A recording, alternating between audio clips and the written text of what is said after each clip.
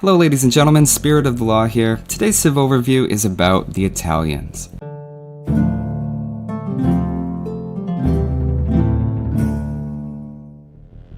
Now they're an interesting civilization with a couple of unusual unique units, and overall they may have been a little underpowered when Forgotten Empires was released, but they received quite a few boosts in the last update, and people are a lot more divided now over how good they actually are. As always, I'll take a look at their bonuses and their unique units and techs, as well as their tech tree. So there's lots of things to talk about, and let's jump into it.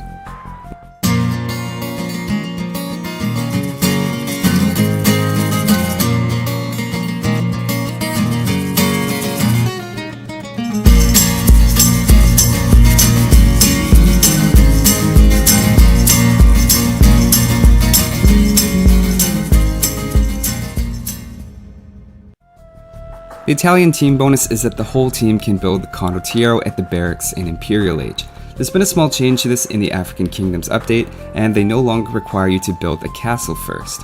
We'll look at the Condottiero in detail a bit later, but as far as team bonuses go, I find these team unit ones tend to be the most interesting for ally synergies. The ones to point out are that the Aztecs get them with their +4 attack, Celts move about 5% faster than regular ones, Goths create them in only 3.5 seconds, the Japanese attack 33% faster, Slavs do 5 damage per attack to adjacent units, and Vikings have extra HP. Now something weird happens with the Malians. When I do a random map or deathmatch, their extra Pierce Armor bonus doesn't apply, but if I'm in the scenario editor, it does. I'm not sure what's happening there, and maybe it's just a bug that's going to get fixed. Looking at their bonuses now, the first bonus is that advancing to the next age costs 15% less. That means going to the feudal age costs you 425 food. Now an interesting question is whether or not that means you can go up faster than usual and still have your normal economy. Let's break it down a bit. Let's say you normally advance with 24 villagers, just for the sake of having some numbers. You're playing as Italians and see feudal age is costing you 75 less food, so you're in a situation where you can comfortably advance at 1 villager earlier at 23. Now that means you're advancing 1 villager behind in collection rate, and villagers collect about 20 food per minute from farms and berries, so you're missing out on just over 40 food. But maybe surprisingly, you're still economically ahead, and you've managed to advance 25 seconds faster than normal. Once you reach feudal, you'll even catch up on villagers pretty quickly, so you don't permanently damage your economy by doing this. I'm not saying they have the fastest feudal times of any civilization, but it's certainly helpful to start your scouts or archers 25 seconds earlier than you would normally be able to. For people who prefer heading straight for Castle Age, they also benefit a lot from this, and the Castle Advance is cheaper as well, saving you another 120 food and 30 gold. That's a decent amount of food that you could put towards a Night Rush, for instance, which works well for Italians on account of getting bloodlines, or you could transfer a villager or two from food to wood and help you put down some more town centers to boom a bit more. It's a really flexible bonus, and up to you if you want to use it to move through ages faster or just to have some extra resources. The Imperial Advance also costs 150 food and 120 gold less, though I would consider this the least significant part of the bonus, even if it's objectively the largest amount saved, since by the time you're going Imperial, your economy should be large enough that 2 nights worth of resources doesn't feel as significant. I find it's a natural comparison to look at the Italians' cheaper advances next to the Byzantines, and it's true that the Italians actually save less overall. But I would argue it's a stronger bonus on account of helping you out earlier, and is particularly helpful for people who like to fast castle, which is of course a very popular strategy. The second bonus is that dock techs cost half as much. That saves you over 3,000 resources of research, assuming you get all of the ship upgrades. That's kind of insane when we look at it that way. If we break down the savings by age though, over 80% of that is coming in the Imperial Age, and I think what I was saying about the cheaper Imperial Age Advance being less significant is going to apply here too. The first moment this bonus is going to help you is after you're in Castle Age, which means it might be too little too late depending on how aggressively the game is playing out.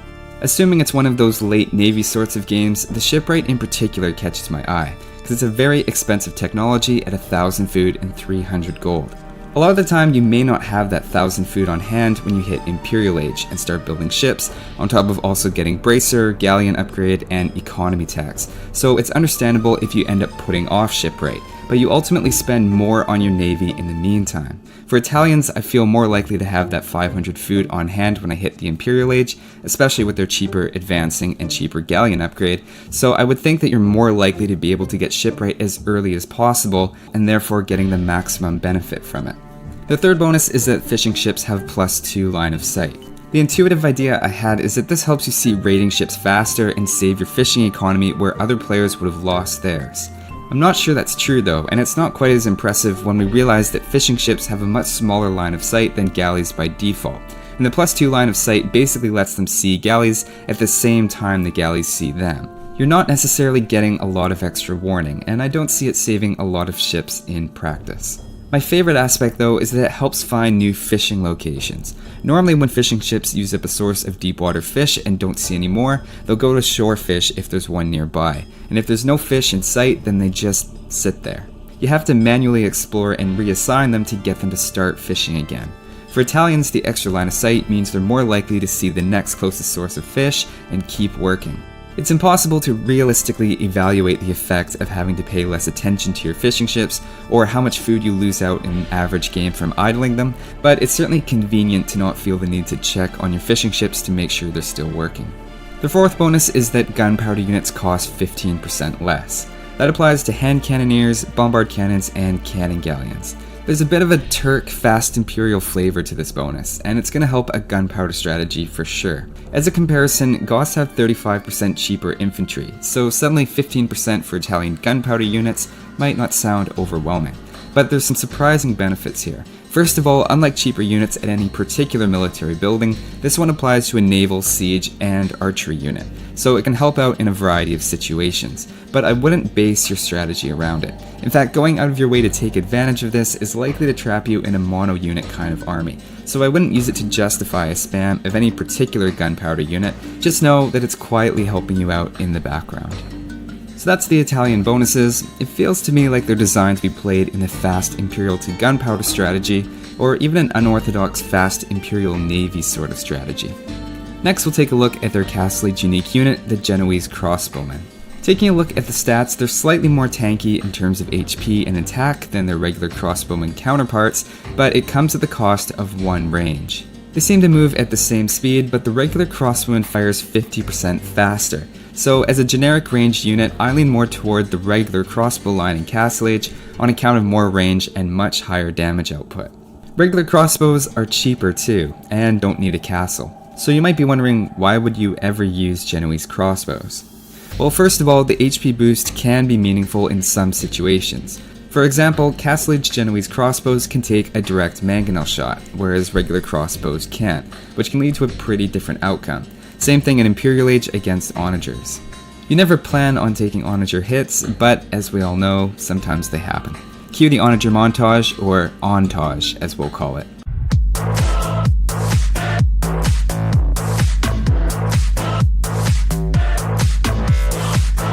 The Genoese crossbow is also 100% accurate, but that's not actually a huge deal, and it still benefits a lot from thumb ring, so it's not like you can skip archer techs with either unit choice.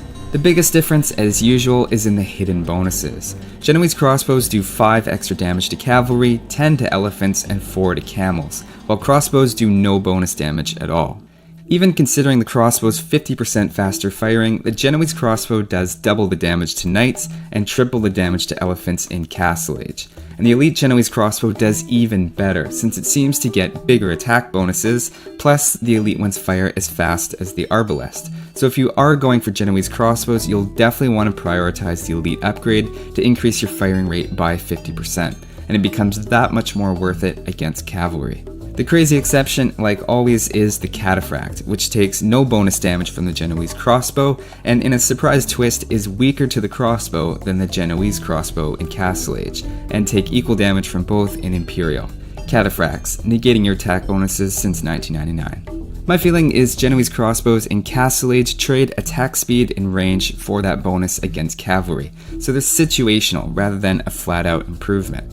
In Imperial Age, when their attack rate speeds up and you have a lot of range upgrades on them, one more range doesn't matter as much, so then I think they become arguably a better version of the Arbalest, losing a tiny bit of bonus damage against infantry that regular Arbalests get, but gain a huge advantage against cavalry, and to a lesser extent, siege.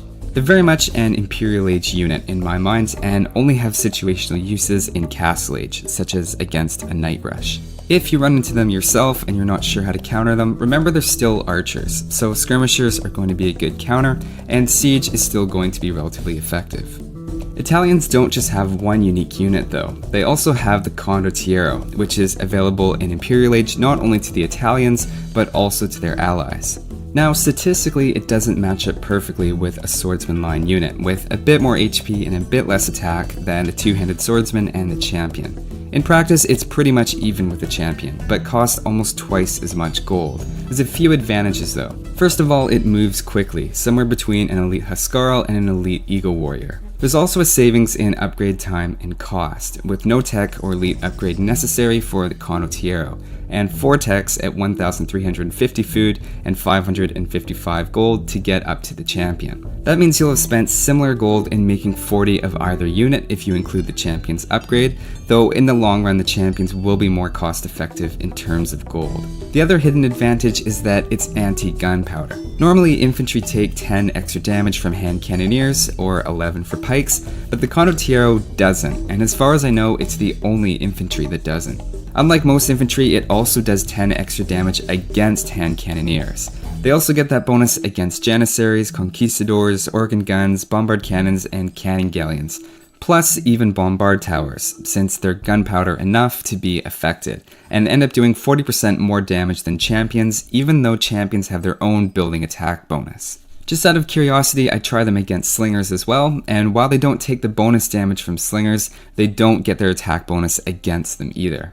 The resistance and attack bonus against gunpowder are certainly unexpected in how good they are if someone wasn't aware and they thought that they would perform similar to champions.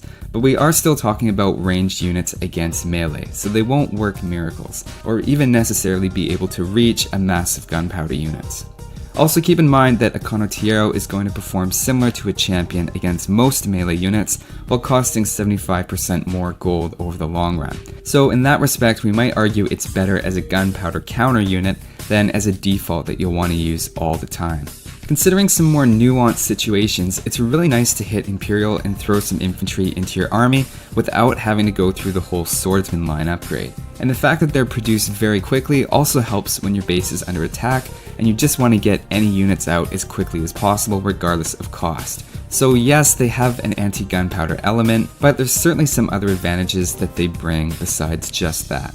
Taking a look now at their unique techs, the Castle Age one gives +1/+1 armor to your foot archers. It's much cheaper now after the newest update at 300 food and 150 gold instead of 550 food and 300 gold. Probably even more significant is it now applies to the Arbalest and Skirmisher lines as well, giving them all 4 melee and 5 pierce armor in post-Imperial instead of the usual 3 and 4.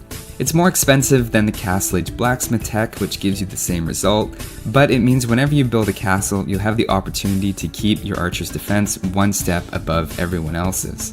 That might not sound like much, but in a late Castle Age crossbow fight, it has roughly the same effect on the outcome as having your units fire from behind a cliff, which most of us can probably agree is a decisive tactical advantage. And in post-Imperial Age, Italian skirmishers can hold out against double their numbers in archers, whereas generic fully upgraded ones take double the damage from each of arbalest and longbow shots, meaning they don't hold up anywhere near as well when they're outnumbered. The point is, it's a handy technology and worth grabbing whenever you're doing your archer blacksmith armor techs.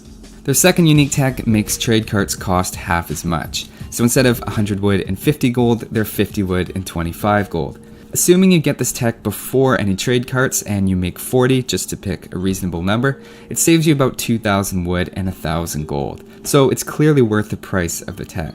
It only takes 10 trade carts to pay back the gold investment, so even if you completely forget about the tech until after your trade is up and running, it's probably still worth getting on the off chance that you have to replace some because of raiding.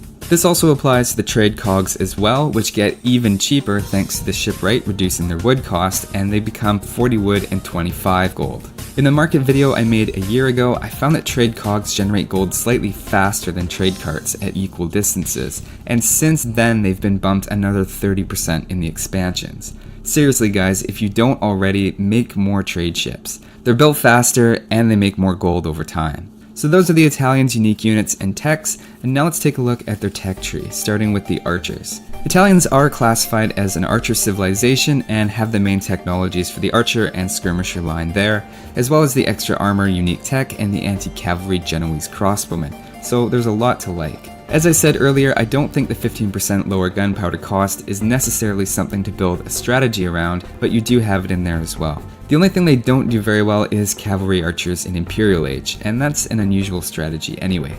I'm gonna say it's an A for archers, which I wouldn't have said going into this overview, but I'm more impressed by the elite skirmishers with the extra armor and the Genoese crossbows after the testing than I thought it would be. Now let's take a look at their infantry. I don't like the lack of halberdier, and I'd imagine it's taken away in order to incentivize using the Genoese crossbow against cavalry, but it's a pretty big hole not to have in the late game, especially once you're starting to run out of gold. There's also no infantry bonuses here, so the champion is pretty generic. They're heading towards a C and C+ range right now, and I know I said good things about the Condottiero being a handy alternative to the champion in some situations, but even if I factor that in, I'm still thinking it's a B-. Taking a look at the cavalry now, things start off really well with bloodlines, and you can get fully upgraded hussars, which I also like. There's not too much holding it back, but there's also not much standing out with no paladin and no camels and no bonuses. I'd say it's another B-. Moving on to siege, the cheaper gunpowder units bonus does mean that the bombard cannons are a bit more appealing, but that's about where the good stuff ends. The non-gunpowder siege units can't be fully upgraded, and what hurts even more is there's no siege engineers, so even those bombard cannons get outranged a lot of the time. Overall, it feels like a C+. Taking a look at the Navy now, it's a very open tech tree and several bonuses that are all helping out here. The cheaper dock techs, shipwright, bracer, and cheap cannon galleons are all really strong. The early galley rush feels generic though, maybe helped a bit by some faster advancing, but in the Imperial Age I'd say they could take on almost anybody. Overall, they're a B+ on water, maybe reflecting a bit of my bias towards late game water battles over early ones. Taking a quick look at the monks, obviously there's a lot of religious history in Italy, so they should have a decent monastery tech tree. I'm sure there's an inside joke that I'm not getting about the whole heresy thing, but overall I'd say it's an A- for monks. You could probably even do a solid monk rush of some sort given your cheaper advancing through the ages. Looking now at the defenses, bombard towers, keeps, fortified walls, bracer, heated shot, and architecture are all there. I like the fact that they have a lot of defensive-minded units as well, like cheaper hand cannoneers for infantry, extra armor on their skirmishers for fighting archers, a unique crossbow unit with a bonus against cavalry, cheap bombard cannons against siege, and the Condottiero with bonuses against gunpowder units. That really covers the range of possible unit types, and it seems like Italians have an above average answer to all of them. I'd give them an A for defenses and recommend them to anyone who likes to wall up and enjoys the shifting counter unit aspect of late game battles, which I think the Italian tech tree really lends itself to. Taking a look at the economy, all of the wood and farm upgrades are there. Depending on how we stretch it, we could say the cheaper advancing is a bit of an economy bonus, and on water maps, the cheaper dock technologies is huge in terms of its total cost saved, and there's also a lot of potential in how much you can save in the late game with cheaper gunpowder units and trade carts. I'd say it's a solid B+. The biggest issue is surviving with your town intact against aggressive early game civilizations, but once you're safely in the Castle Age and beyond, things start to look a lot better. So that's the Italian tech tree. They definitely come across as a flexible late game civilization for defensive minded players, with an advancement bonus that gets them to those later stages a little bit earlier. One thing I found with them in combat is that it feels natural to use range to your advantage more than usual, with a lot of those cheap cannon galleons on the water and a lot of bombard cannons, hand cannoneers, skirmishers, and Genoese crossbows on land. Personally, I think they're in their element as the pocket player on team games, especially if there's water on the map, given their solid fast castle and booming potential on land, and late game navy on water maps. I also think the recent changes make them much more balanced, and even if you've tried them before and written them off, maybe give them another chance. Those are my thoughts on the Italians though. Thanks for watching guys, and I'll see you next time.